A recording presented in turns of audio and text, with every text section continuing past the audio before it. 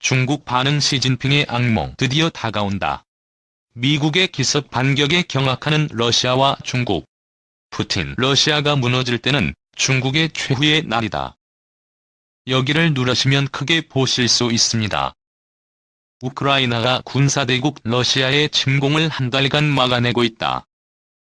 헤르손, 자포리자 등 일부 도시를 내줬지만 만만치 않은 전력으로 방어하면서 러시아군의 발목을 잡고 있다.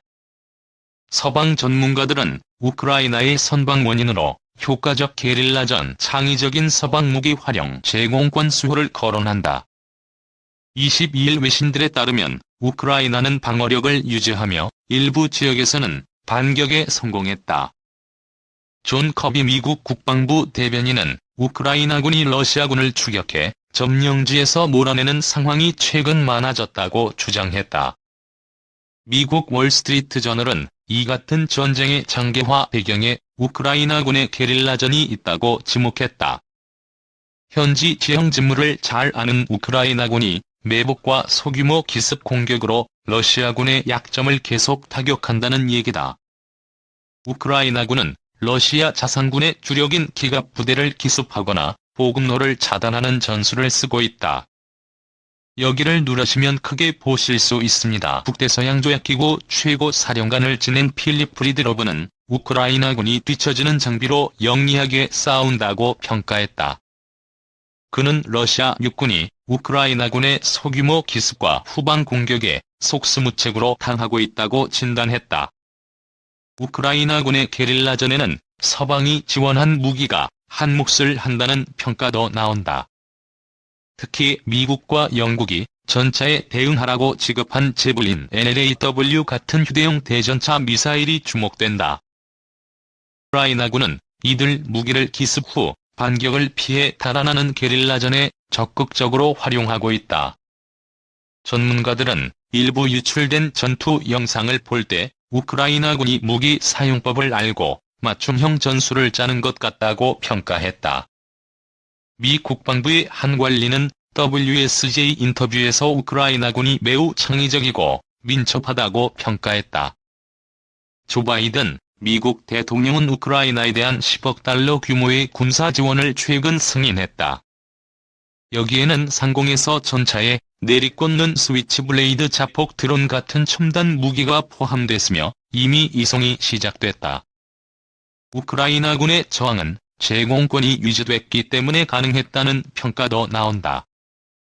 러시아 공군은 10배나 많은 군용기를 갖고도 아직 제공권을 장악하지 못한 것으로 보인다. 우크라이나의 전투기 출격은 하루 5에서 10차례 뿐이지만 러시아는 200차례에 달하는 것으로 전해진다. 미국 뉴욕타임스는 우크라이나군의 지대공 미사일이 러시아 전투기에 계속 위협적이라고 설명했다. 그러면서 양국 전투기의 공대공 교전에서 우크라이나 조종사의 기술이 우세한 게 아니냐는 전문가 분석을 전하기도 했다. 진위는 확인되지 않았으나 우크라이나 공군은 개전 후 러시아 전투기 97대를 격추했다고 최근 주장했다. 여기를 누르시면 크게 보실 수 있습니다. 우크라이나의 게릴라전이 계속되면서 러시아군의 보급 문제가 더 심각해진 것으로 관측된다. 이날 우크라이나군은 러시아군의 식량, 탄약, 연료가 사흘 사용분밖에 남지 않았다고 주장했다.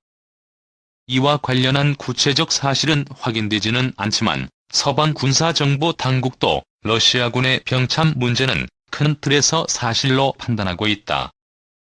WSJ는 우크라이나가 큰 기대를 거는 부문이 러시아의 전투나 점령 역량이 줄도록 탄약, 식량, 연료 공급을 틀어막는 것이라고 설명했다.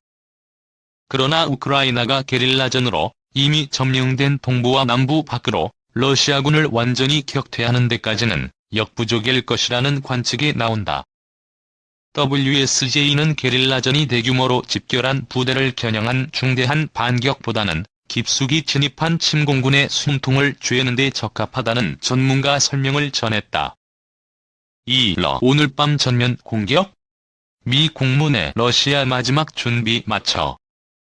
조 바이든 미국 행정부 안에서 23일 러시아의 우크라이나 공격이 임박했다는 전망이 나오고 있다. 행정부 고위 당국자들이 오늘 밤 몇 시간 안 언제든지 같은 표현을 입에 올렸다.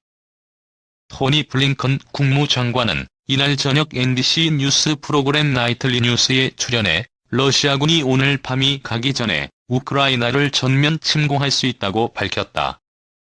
사회자 레스터 홀트가 오늘 밤이 가기 전에 러시아군이 우크라이나를 완전히 침공할 것이라고 믿을 만한 이유가 있나요? 라고 묻자 블링컨 장관은 네라고 답했다.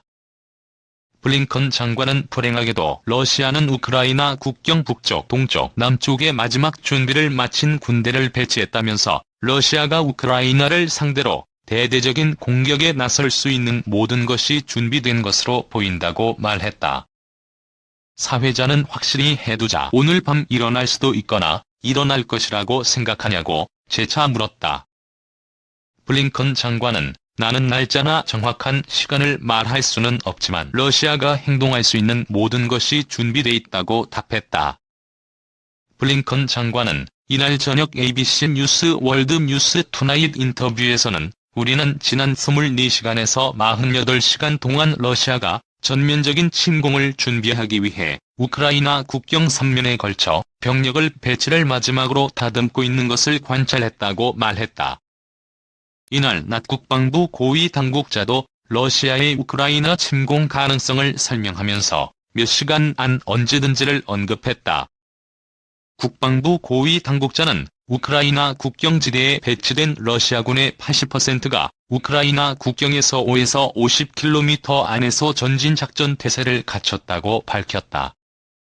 이 당국자는 러시아가 전면전을 할 준비가 모두 갖춰졌으며 군병력이 몇 시간 안 언제든지 우크라이나 진입이 가능하다며 공격이 임박했다는 평가를 내놨다. 우크라이나 국경에 배치된 러시아군은 15만 명으로 추산되는데 블라디미르 푸틴 러시아 대통령 명령만 있으면 공격할 모든 준비를 마쳤다고 미국은 평가하고 있다. 존 커비 국방부 대변인은 정례 브리핑에서 러시아 군대가 추가로 우크라이나 내 칠러 반군 장악지역인 도네츠크주와 루간스크주에 진입하고 있다고 전했다. 하지만 병력 규모나 무장 능력은 확인할 수 없다고 했다. 네드 프라이스 국무부 대변인도 정례 브리핑에서 러시아의 전면 침공 가능성이 있다고 밝혔지만 부연하지 않았다. 이날 미국은 러시아에 대한 추가 제재도 발표했다.